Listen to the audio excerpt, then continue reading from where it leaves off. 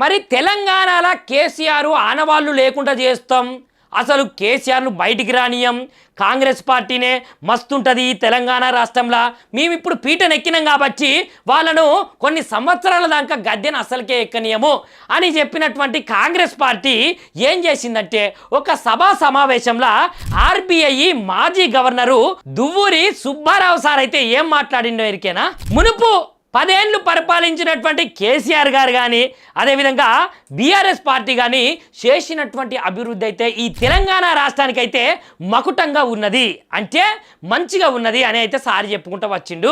ఈ 10 ఏళ్ళు పరిపాలించినటువంటి బీఆర్ఎస్ పార్టీ గురించి కేసీఆర్ గురించి మాట్లాడేసరికి రేవంత్ రెడ్డి సార్ అయితే మంచిగా నిమ్మలంగా చూస్తూ ఉన్నాడు కానీ ఒక్క మాట కూడా అనలేదుల్లా. ఎందుకంటే ఇప్పుడున్నటువంటి పరిపాలనకు పోయినసారి ఉన్నటువంటి పరిపాలనకు వ్యత్యాసము మన సుబ్బారావు సార్ చెప్పంగానే అది నిజమే అవుతుంది కదా. మరి ఇక చూడురి జనాలు, మరి ఆ పరిపాలన మంచిగున్నదా ఈ పరిపాలన మంచిగున్నదా మాకైతే కమెంట్ రూపంలో తెలుపుండ్రి.